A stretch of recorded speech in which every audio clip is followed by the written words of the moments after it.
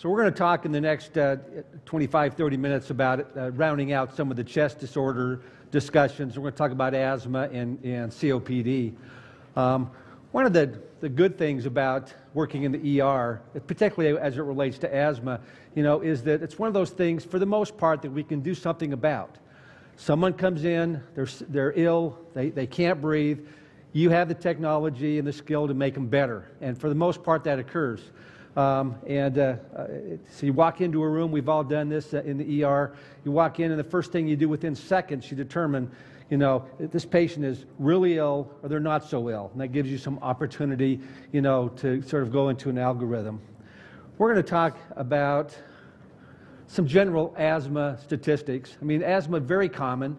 We now know that about 1 in 12 adults in this country have asthma. 1 in 11 kids have asthma, and it accounts for almost 2 million ED visits yearly. It accounts for about 2% of all the kinds of visits of folks that come in to see you, whether it's in urgent care or a fast track or right into the ER. Of that number of people, about 20% of them actually get admitted, and those that aren't admitted that go home, there's about a 10 to 20% relapse in the space of about 2 weeks. We do know that prevalence and mortality with asthma is increasing. One could wonder why. Certainly, it's been my experience that we're seeing a lot more triggers or things that trigger an asthmatic attack going on that brings the patient into the emergency room. Again, asthma prevalence has increased from 7.3 back in 2001 to 8.4 in 2010. Again, with a higher prevalence among children, more children than adults. Yet what we're finding out is that there are less people going into their primary care practice with asthma than there used to be, and it's about even over the years now for ER visits. Okay, let's talk a little bit about the definition of asthma. Important things to remember, 3 things. One is, and probably the most important thing about asthma, is it's episodic. It's obstruction to airflow. It's episodic. That's, for the most part, reversible. That's the most important thing about that. If it's not reversible, there's some other things going on we'll talk about. Airway inflammation and increased airway responsiveness to a variety of stimuli. By the way, what do you think is the most common trigger to asthma? When the person comes into the emergency room and they have an exacerbation of asthma, what is the most common trigger? I didn't hear a word, but the most common is an upper respiratory infection. Okay. The second most common is some sort of a hyper-responsiveness to some sort of environmental trigger. But the most common cause of a exacerbation is a virus, is an upper respiratory infection. So, other thing important to remember is there are really 2 phases of asthma. The early phase that occurs within minutes has that bronchospasm. We see it all the time. The kids start having a little bit of a cough, or adults have a little bit of a cough, and that may last, from minutes, to hours, but at some point it converts over to the later phase. This could be as much as hours to even days, where there's significant airway inflammation, where there's bronchial hyperresponsiveness, microvascular leakage, airway edema, and I love this term, tenacious secretions. Anything that's tenacious, I don't like, and mucus plugging. So those are the things that occur, and it's all based on that trigger that we talked about a minute ago. So the best strategy for management of acute exacerbations of asthma is to recognize it. But and intervene, of course. But here's the problem. Unless you're working in an urgent care or a fast track, the only types of exacerbations that you may see are those that have already gone through some previous treatment, some home treatment. By the time they get to see you, they have a full-blown exacerbation going on. And so it's kind of hard to have early recognition to start doing something early when they walk in and they're in a full-blown asthmatic attack. But the whole idea with wherever they're at in that process is to recognize it and to start right away with some intervening. Now we know that if we walk in and a person is having some difficulty breathing, they can't put a whole bunch of words together, you're not going to jump right in and start doing a significant history. You may go ahead and start a nebulized albuterol and then start getting a little bit history later. But for our discussions today, we'll sort of go through some of the things that's important to get at the right times. So the goals of acute therapy is to reverse that bronchospasm and reverse the inflammation. And then the second goal is late therapy, is to modulate the immune response. And we'll talk about both of those things that need to occur. Okay, so history, patient presents with wheezing, shortness of breath certainly, some chest tightness and or cough. And particularly in kids, cough may be the only presenting complaint.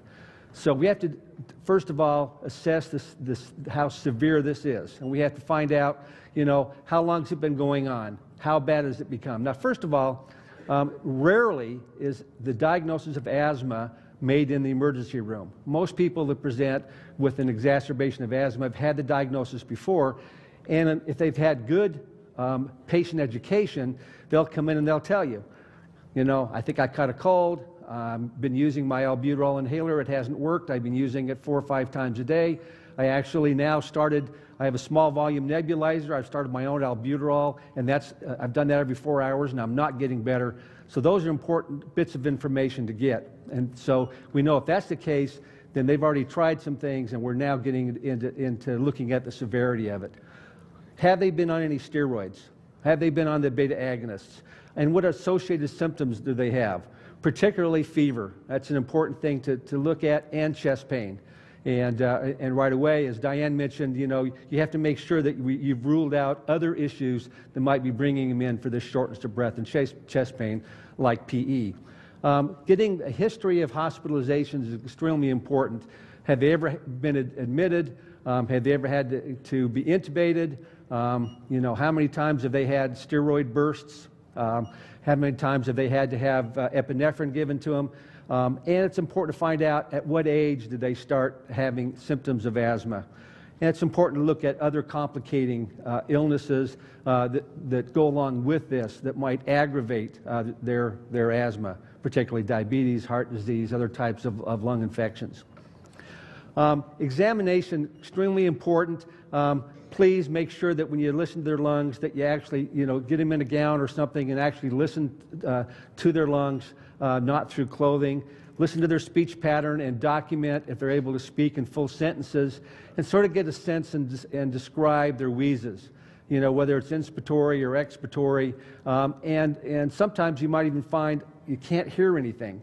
It's called a silent chest, and that's because they're not moving that oxygen. I also do some work at an asthma and allergy clinic, and I had a 12-year-old who was just sitting there, and I thought he was breathing fine. When I went to listen to his chest, I couldn't hear anything.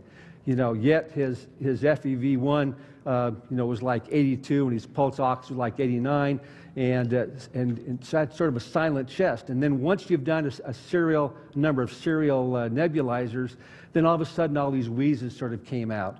So it's important to listen and document what's going on. Look at their respiratory rate. Document if they're having any retractions of the accessory muscles. Now, the next three, if this occurs, this is not going down a good road. If they're diaphoretic, obviously if they're cyanotic, and if their mental status has changed, then we're really worried that they're moving fairly quickly into respiratory failure, and we'll talk about that in a minute. So you have to move a little bit quicker. Here's a graph that's in your chart there, looking at asthma severity. And so if you look at this graph, you look at mild, shortness of breath with activity, and then you start looking at the most important laboratory work that you're going to do on an asthma patient, and that is you're either going to get an FEV1 if you have a spirometer in your emergency room. I hope you do. That really is the best thing to do. But if you don't have that, you have something almost as good, and that's a peak flow meter, and to determine where they're at baseline when they walk in. And this is going to be important to monitor your treatment as you go along to see if we're getting anywhere. And so mild asthma, you see what the peak flow is, or the FEV1, all the way down to life-threatening. And so at some point, as you're doing serial evaluations and serial treatments, it's important to notate where you are in terms of FEV1 or peak flow. Other questions that are important to ask: how many exacerbations this year? We talked about that. How many bursts of steroids, and how often a patient uses their rescue inhaler. Most patients who have had asthma for a long time will understand the concept of a rescue inhaler, versus long-term therapy inhaler. Okay. There's a great site, the National Heart, Lung, and Blood Institute publishes some great guidelines. They have some great algorithms for taking care of asthma patients, both at home and in a primary care setting, and they have a great algorithm. I wish I'd have put in our slides here that looks at algorithm for asthma treatment in the emergency setting. And it does divide chronic asthma into various categories based on symptoms. And one of the things that we used to do, we used to not start inhaled steroids until they got past the mild stage. Now, all the recommendations are that patients ought to be on inhaled steroids if they have any kind of persistent asthma. And the guidelines here really talks about how to treat severe exacerbations. Here's another graph I won't go over, but it sort of gives you a sense of everything from severe persistent all the way down to mild intermittent. You won't be making this determination in the ER because they're either wheezing and sick or they're not. And this is something that looks more at diagnosis in a primary care setting. Okay, we talked about this a little bit. I look at three things when a patient comes in with asthma that's going to help me determine how well they're doing. The first one is a pulse ox. So it's important to get a baseline pulse ox. The second is a measurement of pulmonary function. We talked about that, either the FEV1 or the peak flow meter. And the third thing is the physical exam, listening to what their lungs sound like. And so all three of those things need to be done as we're moving over what could be a number of hours in terms of treating an asthmatic patient. ABGs are rarely indicated. If we're looking at doing ABGs, I think we're looking at a huge potential of some respiratory failure, and otherwise it's not indicated. Chest x-rays are also rarely indicated unless you start hearing rales or fever, or, as Diane mentioned, unequal breath sounds if the person is at risk for a pneumothorax. And also getting labs rarely is going to help us determine how to treat this patient. Most patients that come into the ER that are having some difficulty breathing should be on oxygen. It's important to note that mild to moderate exacerbations can just be treated with inhaled, with inhaled and or oral medications. Severe patients who are just crashing and not getting anywhere, obviously need IV access and monitoring and some additional people to help us out. And these folks will probably end up in the ICU. The website I talked about a minute ago looks at the importance, as I mentioned, about serial measurements of lung function during the time we're treating the patient. Again, FEV1 or peak flow meter, pulse ox, and exam, listening to the lungs. Some of the medications we've all used, the short-acting inhaled beta agonists, the most common one is albuterol, is really the first-line therapy for all patients. Just mixing that into a small volume nebulizer at the onset may be the only thing that'll turn them around so they start breathing better. Usually 2.5 to 5 milligrams via nebulizer. I think every ER has a number of nebulizers. Sometimes even the patient brings the nebulizer from home. It's not uncommon if it's a very severe shortness of breath that a patient might be on continuous nebulizer treatment over a period of time. More common than not, though, we have intermittent nebulizing treatments, doing for 20 minutes, reevaluate, decide if you want to go on to a second one.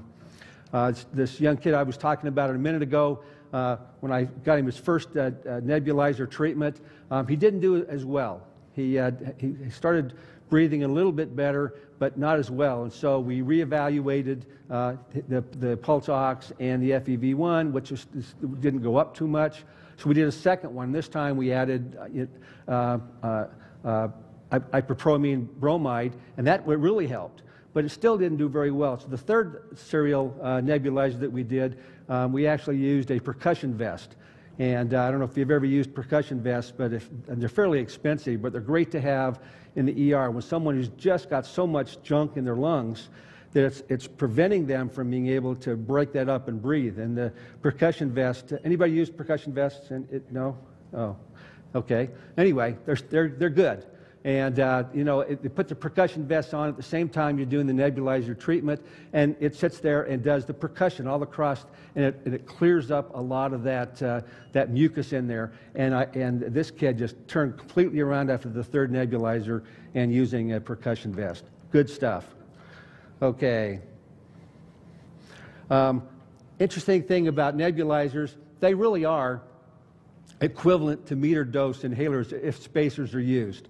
Most patients who have asthma, at least now, have been educated in the importance of using a spacer on their inhaler. And the reason for that, we found out, is without the spacer, people that try to do the inhaler just went to back and stuck on the throat and didn't get into the lungs. Whereas the spacer actually helps them get that amount of medication into the lungs to make it work. So truly, the studies have shown that a meter dose inhaler with a spacer is probably as adequate as using a handheld nebulizer.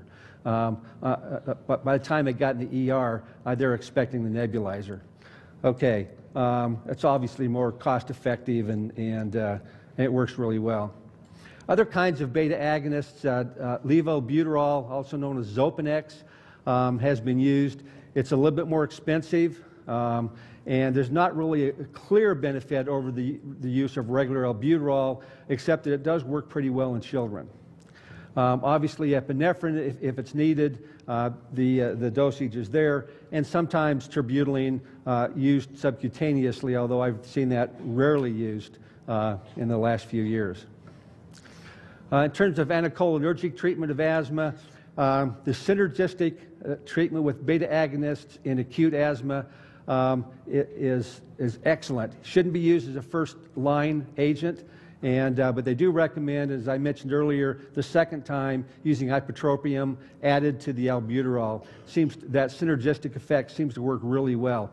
There are some times when I've actually gone to that, depending on the severity of the patient, early on, but it works pretty well with the second small volume nebulizer. Okay, good enough there. And steroids. We still think the steroids are probably underutilized, and we do know that the use of steroids reduces the rate of relapse and may decrease the need for admissions. We also find out that oral steroids are just as effective as IV or IM. So there's no reason we just can't go to oral steroids unless there's some reason the person can't swallow it. And the specific steroid is really unimportant, whether it's methylprednisolone or prednisone. All of those work equally. And usually doses over about 40 milligrams on a daily basis appear to be equally effective. And we'll talk in a few minutes about the dosage of that. Well, we'll talk about it right now, as a matter of fact. The recommendations now is you don't have to taper it. We've all been taught about tapering steroids, you know, from 60 to 40 to 20 over the space of 5, 6, 7 days. It's not really necessary to do that now. Just giving 60 milligrams a day will work as well over that period of time. It's also important to start, if they don't already have it, inhaled corticosteroids, certainly when they're discharged from the ER and encouraged to use. Okay, inhaled corticosteroids cause vasoconstriction, and it decreases the inflammation, which is that part of the later stage of asthma that we want to do. And this should be started in the ED, although it is fairly expensive. We'll talk about that. Okay. What about magnesium? If we're with a patient and we're not getting good results, and there's some thought about some impending respiratory failure, then there's certainly an indication, you know, for magnesium. The dose is 2 gram IV over 20 minutes in adults. It has a short half-life, but it does appear, if used appropriately, it decreases admission rates in people with severe asthmatics, and it works really well as long as they have good renal function. All right, helium. How many people use helium with their asthmatics? Nobody. Okay. I've never used it. There's some great articles out there about the effects of helium because it's now low density, gets the medication into the lungs quicker, helps improve gas exchange. So I don't know much about it except that they say that it helps decrease the need for intubation and helps quicken extubation if it comes in. The concentrations are there. And you can actually use these concentrations of helium and oxygen and mix it in with the albuterol to nebulize your medications. There's some good information at that website that we talked about earlier. Things not to use in asthma. Any of the methylxanthines. It's a weak bronchial dilator, not worthy of use. And I don't know anybody that uses it anymore.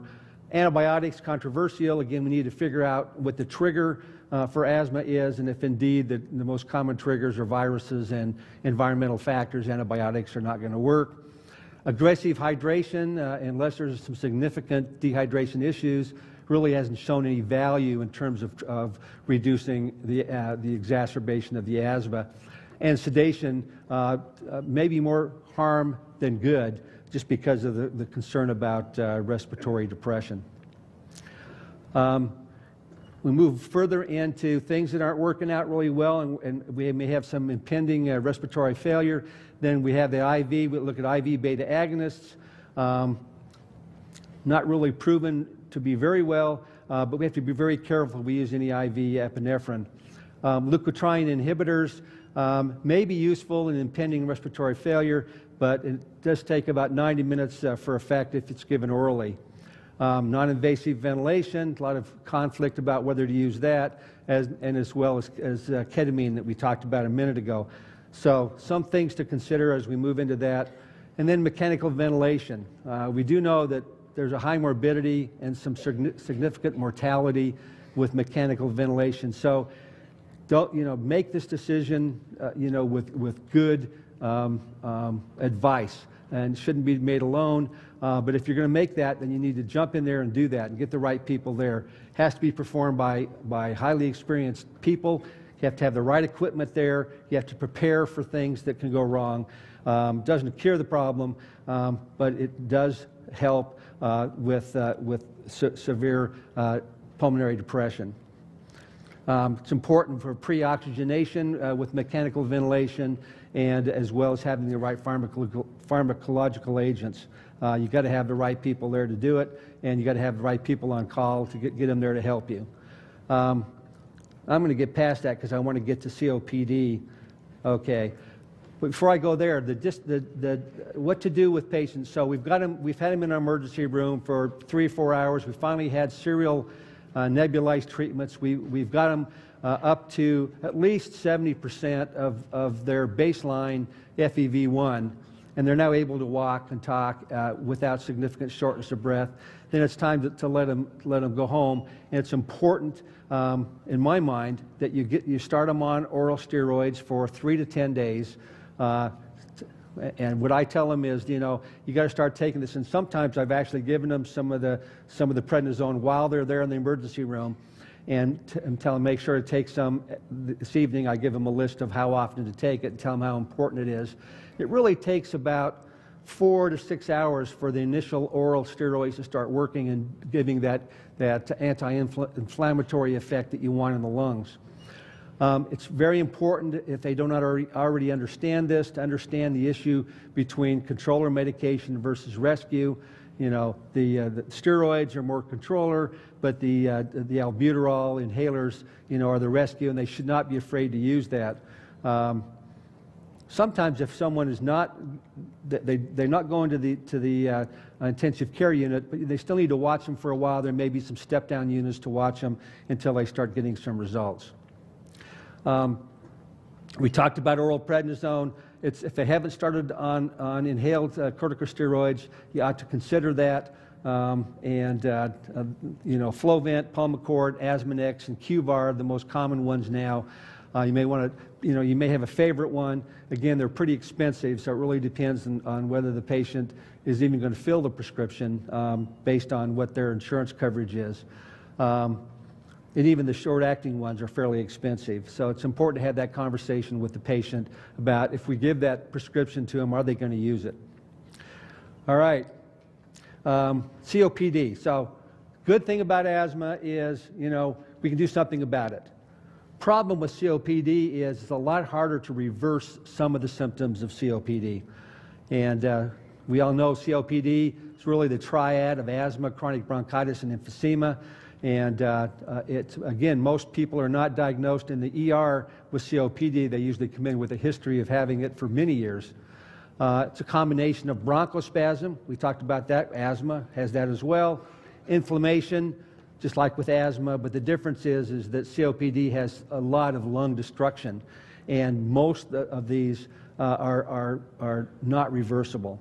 And that makes the difference between that and asthma. It's usually due to some sort of a chronic lung injury, whether it's smoking or years of exposure to some sort of an environmental toxin.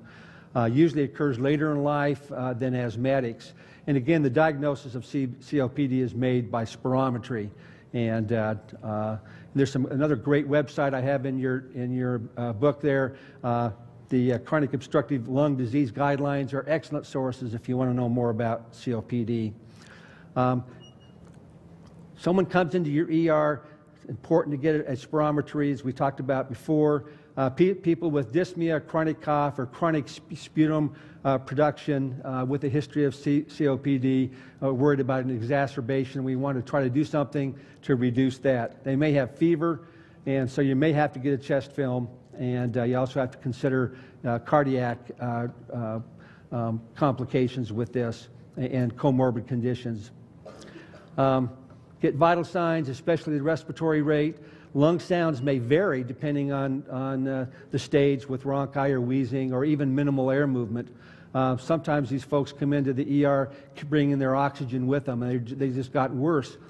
COPD also has the triggers of viruses or environmental toxins that trigger it. As with asthma, if these folks are diaphoretic, or they're agitated, or their mental status is changed, we have to suspect this is a severe exacerbation, and they may end up being admitted. May have signs of right heart failure, especially with long-standing COPD folks. Here's a picture of the blue bloater and the pink puffer that we've all learned about in school. Gives you an idea of when these folks walk in terms of what you're dealing with. So, COPD assessment, get a chest film, ECG for cardiac problems, ABGs or VBGs to assess their status. And again, a pulse oximetry is very useful to know what the baseline is when they walk into the room, and also done serially as we're evaluating. Oxygen, we want to keep their sats somewhere between 88 and 92, and start watching, if they get very tired or somnolent, in terms of them getting worse. Short-acting beta agonists with or without the anticholinergic doses like we do in asthma may be useful, and systemic corticosteroids shorten recovery time. A lot of these folks who walk in and say are already on prednisone, aren't they? They already come in and say, I'm taking 5 milligrams of prednisone a day, and I've just gotten worse. And so we may have to evaluate whether we're going to boost up their steroids for a shorter period of time. Antibiotics, somewhat controversial with COPD. Again, you have to sort of evaluate what you think the trigger is with this, and looking at the symptoms. Some of the antibiotics that may be useful are listed here in terms of clarithromycin or trimethoprim, sulfamethoxazole, or doxy, or something like that. Usually we try to stay away from quinolones like Levaquin or Avalox. They cover better other types of potential infections. Ventilation in COPD, if we're at that point where we're having some severe problems, again, we got to get the team there, get the pulmonologist there and the respiratory therapist there, because we want to go through some various ventilation things. I'm not going to go through that because I'm running out of time. These folks, if they're really sick and you don't get some results while in the ER, they're going to end up being put in the hospital. Two great websites. I talked about the National Heart, Lung, and Blood Institute. If you get a chance, go there and look at their algorithms. It's very useful. And also the Gold COPD one are great websites to get great algorithms for taking care of that. So I think that's it, and I think I used up all my time. Thank you guys very much.